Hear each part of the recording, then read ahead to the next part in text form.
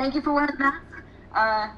We are going to start off with Mike Trudell, who is our Lakers reporter, JR. So he's going to ask the first question.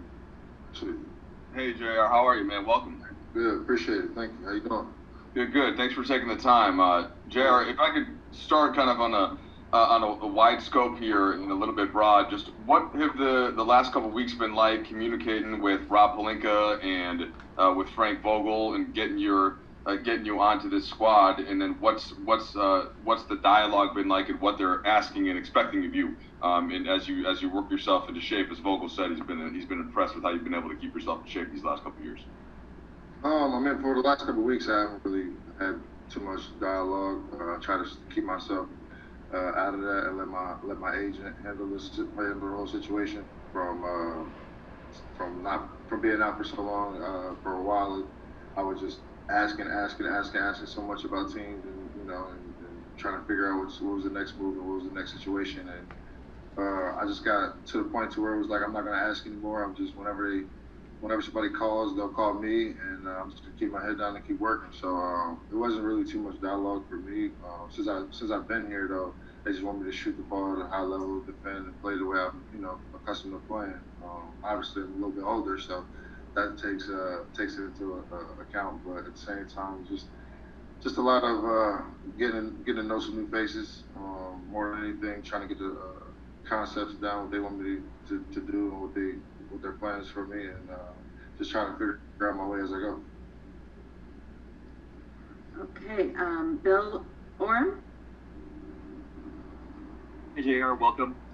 Appreciate it. I'm wondering what you think is going to be the challenge of trying to integrate with a new group when you know that a couple weeks after you get on the court with them finally, it's going to be the playoffs. What you need to be at a high level at that point. I'm curious what the challenge of that is going to be, and then also just how much reuniting with LeBron you think might help with that process. I mean, it's definitely going to be a challenge because obviously I haven't played with these guys. I haven't been around them as much. I obviously watched the games and been to a few games and seen them play, but it's different once you get out there knowing guys' tendencies, knowing when guys going to cut or where they like to shoot the ball or stuff like that. So that's a little bit different. But for me, it's fortunate because I've never been the guy to really try to set up guys anyway. That's pretty much Bron, and it'll be AD's job. So for me, it'll be, get to the corners, space the floor, play defense as much as possible, and just try to stay out the way. All right, Tanya Ganguly. Hey, JR, Tanya from the LA Times. Hey, how you doing? Good. I was curious, you hear a lot about people talking about championship experience and what that means. What do you think, from your personal experience, what do you think that means, and how do you think it helps to have been through the process? Just being there before, not being surprised by anything, being able to more, especially as you get older in your career, being able to be vocal with your teammates and trying to get them to understand different certain situations in that crunch, trying to calm guys down, because a lot of guys like to get too pumped up for the moment sometimes, and it kind of takes away from them. So just as much as the experience goes on the court, being in the right situations, it comes on off the court as well. Alrighty, Dave McManaman, please. Hey, JR, what's up, man? What's going on, man? You got 10 being out here in LA, huh? That's right, a little bit of sun. What conversation, if any, have you had or Rich had with the Lakers about next season? There's only 8 games here plus the playoffs. Is there a possibility of this extending into next year? Is it an audition? Like, how are you looking at it? For me, I just take it a day at a time, literally a breath at a time, because I've been out for a while, and being around and being in an environment is so refreshing and much needed. So I try not to focus on that part. I just try to take it day by day and enjoy the moment as much as I can, because at the end of the day, I was gone for a while, and for being somebody who's been around the league for predominantly most of their adult life, when that's kind of like taken away from you, it kind of gives you that culture shock, and which you obviously don't really understand what you lost until it's gone.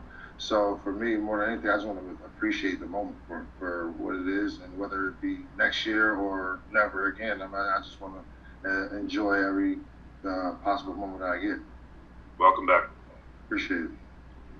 All right, Kyle Goon, please.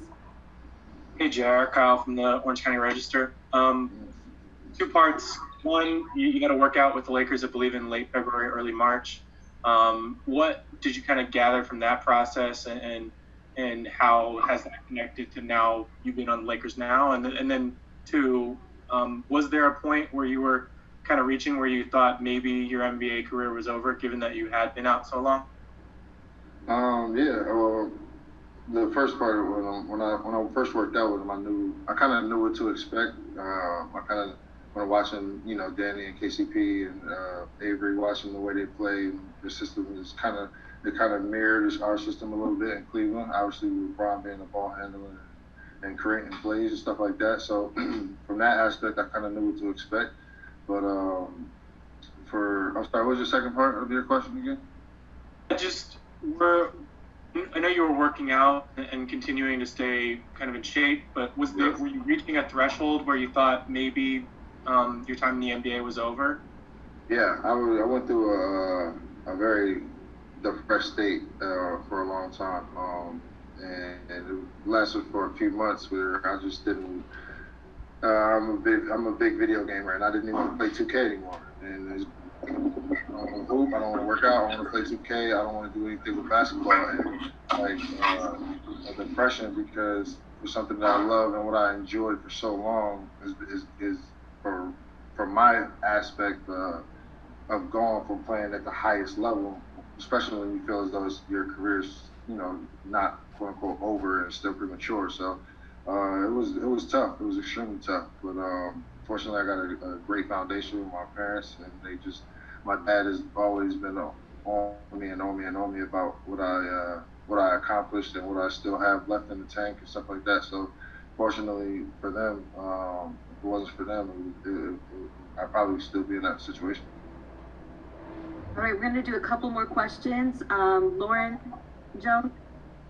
Hi, JR. Lauren Jones from the LA Sentinel. My question is about how you think the dynamics between you and LeBron and your history can kind of add value to this current situation and kind of getting you into the fold. Well, for me, firsthand, I know how Bron can get pissed at, people not know how to deal with it.